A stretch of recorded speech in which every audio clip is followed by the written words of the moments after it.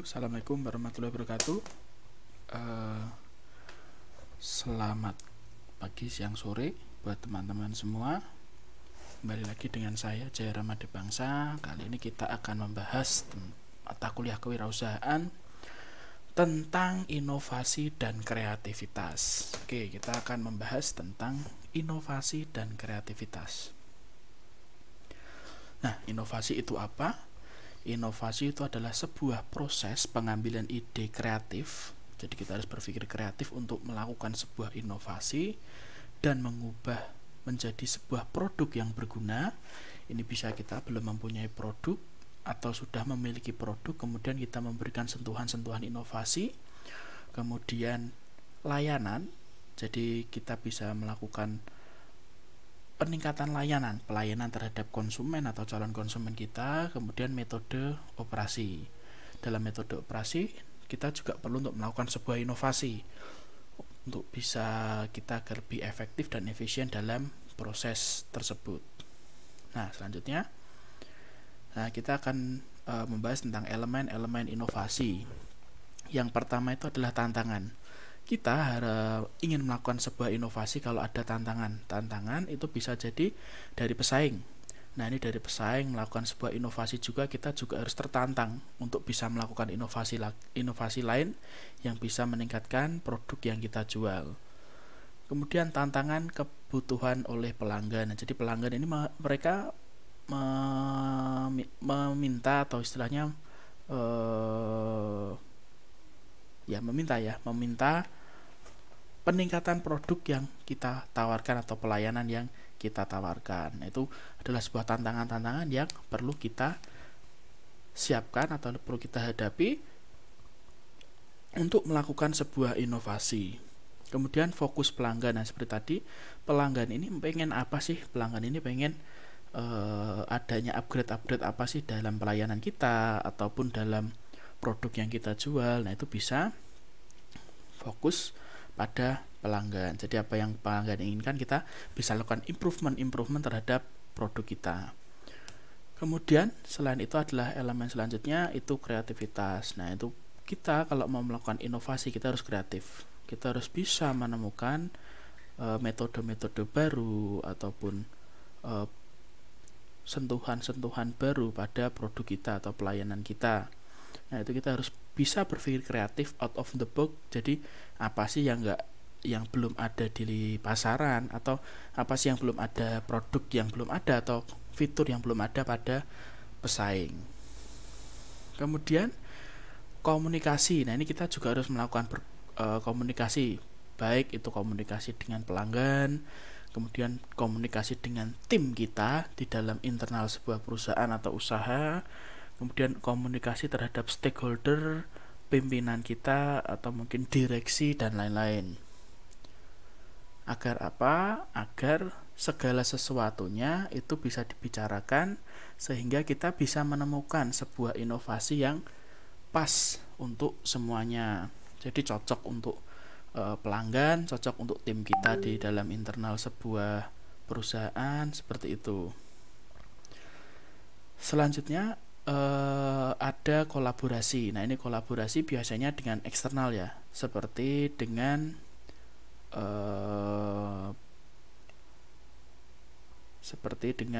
apa namanya itu loh.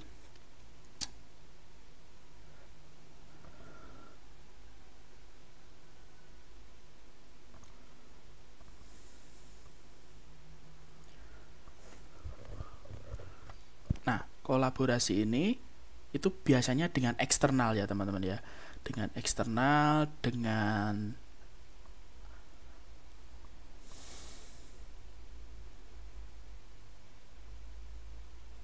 Oke, selanjutnya kolaborasi.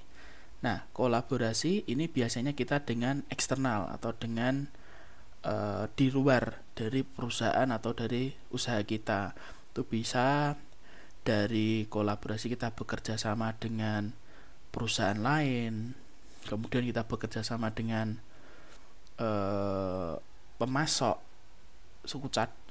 pemasok untuk produk kita. Kemudian kita juga bisa dengan perusahaan lain kita melakukan kolaborasi bagaimana bisa meningkatkan sebuah inovasi di dalam pelayanan maupun produk yang kita jual. Elemen selanjutnya adalah kontemplasi. Ini adalah sebuah keinginan dari dalam hati kita atau dari dalam diri kita untuk bisa mau melakukan sebuah inovasi. Nah, itu juga penting, keinginan atau motivasi dari dalam diri kita untuk melakukan sebuah inovasi. Kemudian kultur atau budaya dari kepemimpinan. Jadi pemimpin kita itu harus memiliki sebuah pemikiran yang inovatif agar bisa mendukung program-program yang kita tawarkan atau kreativitas yang bisa meningkatkan produk inovatif kita. Kemudian orang, nah ini orang itu yang ada di dalam perusahaan atau di dalam sebuah tempat usaha agar bisa memiliki daya pikir yang inovatif juga. Kemudian nilai dasar, nah nilai dasar dari sebuah perusahaan atau dalam sebuah usaha.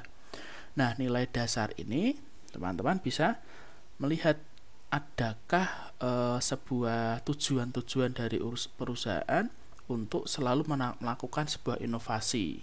Nah, itu bisa. Dan nilai inovasi. Nah, ini nilai inovasi ini biasanya dari apakah budaya perusahaan ini siap untuk melakukan sebuah inovasi. Selanjutnya adalah konteks. Nah, ini kita harus tahu isi dari produk atau isi dari pelayanan yang ingin kita tawarkan itu mau dibuat seperti apa. Itu harus ada dulu. Nah, selanjutnya ada beberapa bentuk inovasi. Yang pertama itu adalah inovasi dalam proses. Nah, ini inovasi dalam proses itu bagaimana cara mengolah bahan belum jadi menjadi produk jadi. Nah, ini kita melakukan inovasi dalam proses itu. Seperti contoh di gambar ini, itu ada sebuah ladang padi ya. Ladang padi ini kalau model tradisional itu mereka menggunakan sabit untuk memanennya, tapi dalam proses ini sudah menggunakan mesin harvester atau mesin seperti traktor gitu, tapi mereka akan memanen secara otomatis padi yang ditanam. Nah, itu akan bisa sangat menghemat waktu dalam proses pemanenan. Nah, itu adalah sebuah bentuk inovasi dalam proses. Atau kalau sebagai contoh dalam sablon kaos dulu itu sablon yang namanya sablon kaos itu sampai sekarang sih masih ada namanya sablon kaos manual. Itu kita harus misal di dalam satu kaos itu ada 5 warna, katakanlah 3 warna. 3 warna ini kita harus menyablon satu-satu, misal ada warna merah, biru, dan hitam. Nah, ini kita harus merah dulu, kemudian biru dulu, kemudian baru yang terakhir hitam. Nah, itu prosesnya. Namun saat ini ada yang dinamakan sebuah printer DTG kalau nggak salah. Itu printer yang mereka ngeprint gambar ada ukuran tertentu, itu langsung bisa ditempelkan di kaos, kemudian di press, itu bisa langsung tercetak di situ. Nah, itu adalah sebuah contoh inovasi dalam proses.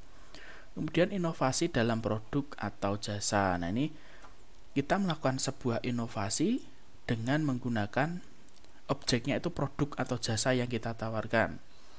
Contoh seperti saya jualan kandang kucing atau cat condo ya. Jualan kandang kucing atau cat condo yang biasanya itu kita pakai modelnya tiang biasa, seperti itu kita melakukan inovasi. Tiangnya kita coba lilit pakai tali goni untuk apa? Untuk media kucing itu cakar-cakarnya di situ. Nah, itu adalah sebuah bentuk inovasi dalam produk. Nah, kemudian seperti di gambar ini ada sebuah pel. Biasanya pel kan hanya lurus saja ya. Ini mereka membuat produk pel yang pinggirnya bisa ditekuk. Fungsinya untuk apa? Ini fungsinya untuk bisa sekalian ngepel bagian dinding payang bawah. Biasanya kalau rumah itu dinding bawahnya kan ada list keramiknya mungkin 10-15 cm. Nah, itu berfungsi untuk sekalian ngepel itu. Nah, itu adalah sebuah inovasi dalam produk atau jasa. Kemudian jasa, kita akan membahas jasa ya. Jasa, pelayanan jasa. Nah, contoh sederhananya ini teman-teman misal contoh jual pulsa. Teman-teman jual pulsa, kemudian kok sudah rame, kemudian membuat inovasi, ada upgrade bisa jual token listrik, kemudian bisa jual juga diamond game dan lain-lain. Nah, seperti itu. Kemudian yang selanjutnya adalah inovasi dalam manajemen. Nah, ini inovasi dalam manajemen ini biasanya lahir dari sebuah perusahaan yang bisa dikatakan ya nggak cukup besar, tapi ada beberapa orang di dalamnya. Nah, ini dalam manajemen adanya peningkatan dalam skill, itu bisa juga dengan skill, kemudian tentang pelayanan yang ada di dalam sebuah manajemen itu sendiri yang bisa memberikan efek yang baik kepada konsumen atau calon konsumen. Nah, selanjutnya kita akan membahas tentang kreativitas. Apa itu toh kreativitas? Kreativitas merupakan kemampuan untuk mengkombinasikan ide dengan cara yang unik atau membuat hubungan yang tidak biasa antara ide-ide. Jadi bisa dikatakan kalau kreativitas itu kita harus bisa berpikir out of the box, di luar dari cara biasa atau kebiasaan. Berpikir secara unik sehingga kita bisa melahirkan sebuah ide yang brilian, ide yang bisa dituangkan untuk kita melakukan sebuah inovasi dalam produk, dalam pelayanan, dan lain-lain. Kemudian ada beberapa komponen dari kreativitas. Yang pertama, keahlian. Nah, kalau kita ingin bisa berpikir kreatif terhadap sebuah produk atau dalam sebuah kegiatan atau produk yang ingin kita buat ya, kita harus punya keahlian. Jadi kita bisa punya keahlian sablon ya. Contoh sablon kaos, kita bisa ahli dalam sablon kaos, maka kita harus bisa berpikir dan lebih mudah untuk berpikir kreatif dalam hal sablon itu. Kita bisa desain logo, desain grafis dan lain-lain. Kita kalau ahli di situ, maka kita akan lebih mudah melakukan kreativitas di situ. Jadi sesuai dengan apa passion kita, apa yang kita miliki, apa yang kita jalankan. Kemudian kemampuan berpikir kreatif. Nah, ini kemampuan, apakah kita mampu berpikir kreatif? Kemudian pertanyaan selanjutnya adalah apakah kita mau untuk berpikir kreatif? Nah, itu sangat penting ya teman-teman ya. Kemudian motivasi. Nah, ini motivasi, kita harus punya motivasi dari diri kita sendiri. Kita tuh termotivasi untuk kreatif, untuk menciptakan ide-ide baru. Motivasi itu banyak ya. Motivasi dari dalam diri kita sendiri. Kita ingin lebih baik dari yang lain. Kemudian kita bisa dikatakan kita ingin punya uang banyak, jadi sehingga kita termotivasi untuk lebih kreatif. Nah, seperti itu. Kemudian ada faktor penghambat inovasi dan kreativitas. Jadi ada beberapa faktor ya. Ini yang pertama ada hambatan psikologis. Nah, hambatan psikologis ini dari dalam diri kita. Kita mau nggak untuk melakukan inovasi dan kreativitas itu, kita mau nggak. Kemudian malas-malasan. Kalau kita malas-malasan, itu juga bisa mempengaruhi atau menghambat proses inovasi dan kreativitas dari kita. Itu pertama dari kemauan ya, dari pikiran kita mau nggak seperti itu. Kemudian hambatan budaya. Nah, ini hambatan budaya biasanya kita kalau mau melakukan inovasi dan kreativitas, kita kadang terbentur budaya ya. Sebagai contoh di dalam hal makanan.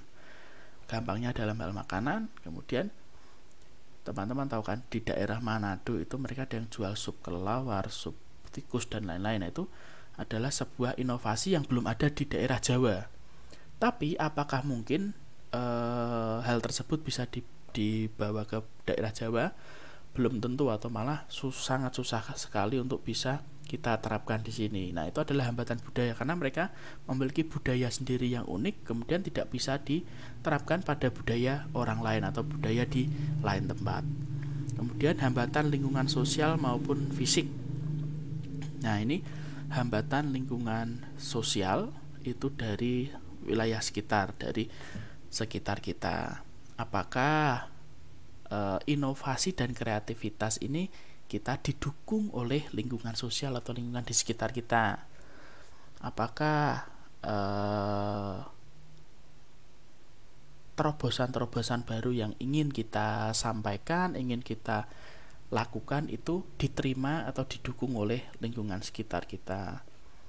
Kemudian hambatan fisik. Hambatan fisik itu kalau kita mau melakukan sebuah inovasi, misal contoh kita memerlukan bahan baku A.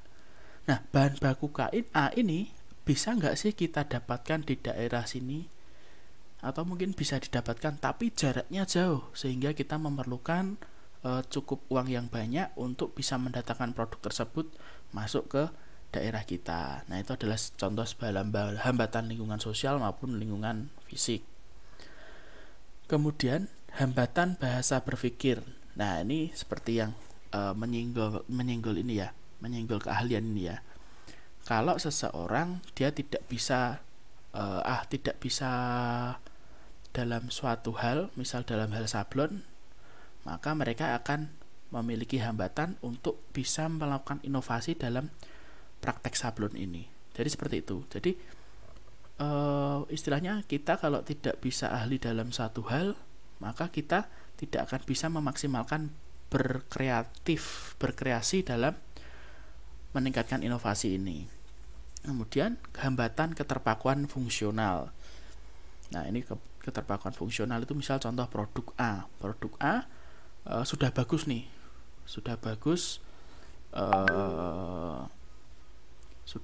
dalam hal fungsinya ya, fungsinya sudah bagus. Kemudian apabila kita berikan sentuhan inovasi lagi ini, maka akan mengurangi fungsinya. Contoh sabun, kita jual kita jual sabun, warnanya memang kurang menarik. Contoh warnanya kuning pekat warnanya seperti itu. Dan kita ingin berinovasi biar warnanya lebih cerah lagi. Tapi kalau kita dibuat cerah, maka kemampuan atau daya bersihnya itu berkurang. Nah, itu adalah hambatan keterpakuan dalam fungsional produk. Contohnya seperti itu. Nah, kemudian pengembangan produk dan jasa yang unggul.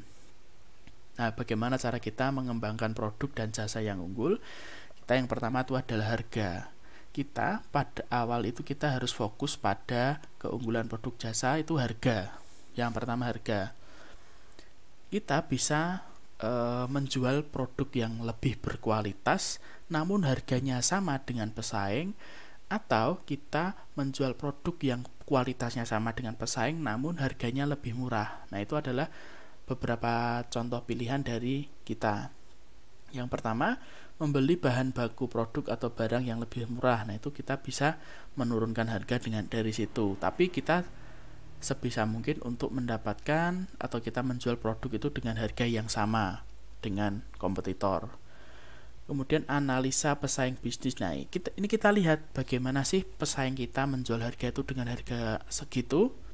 Harga 20.000 itu kualitasnya apakah sama dengan kualitas kita atau malah lebih rendah atau lebih tinggi dari produk kita. Nah, kita harus melakukan analisis tersebut.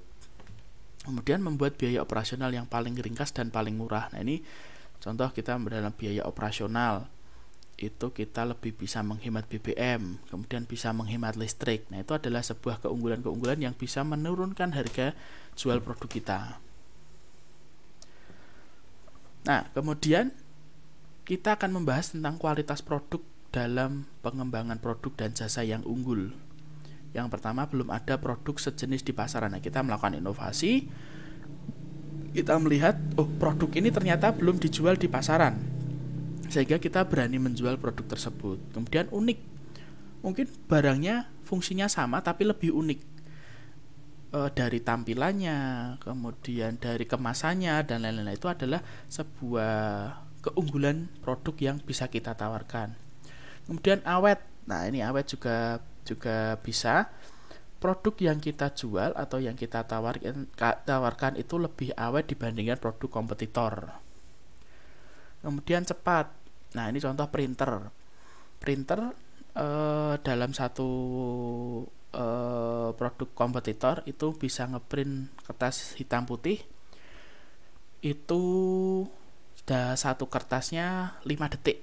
Kemudian kita bisa menawarkan produk yang bisa lebih cepat, bisa 4 detik. Nah, itu adalah keunggulan produk yang bisa kita tawarkan. Kemudian efisien. Nah, ini kita misal contoh motor ya.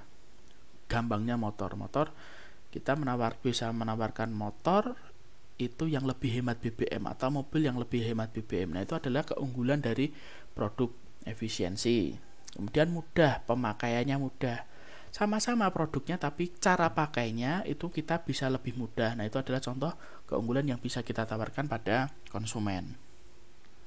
Nah, ini adalah kita bisa unggul melalui pelayanan. Kita bisa melayani pelayanan dengan baik, bisa melayani konsumen dengan baik.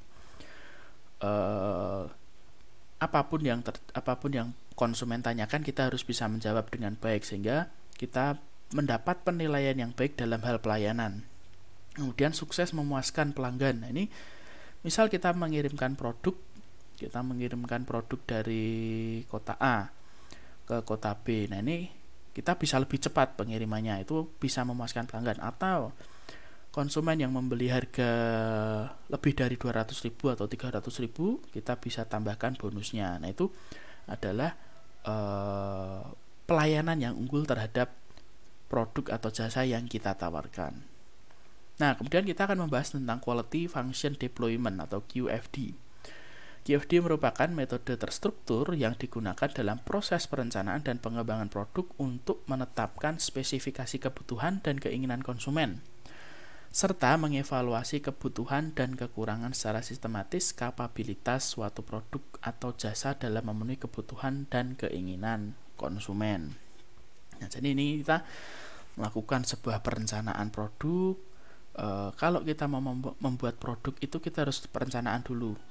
Ada beberapa hal yang harus kita perhatikan, yaitu tahapan-tahapan QFD. Perencanaan produk yang pertama, kita rancang dulu produk apa yang akan kita jual, kemudian fungsi dari produk tersebut apa, kemudian efek samping dari produk tersebut apa, bahan baku yang kita butuhkan itu apa, alat yang kita butuhkan itu apa, prosesnya nanti seperti apa. Nah, itu adalah di dalam sebuah perencanaan produk.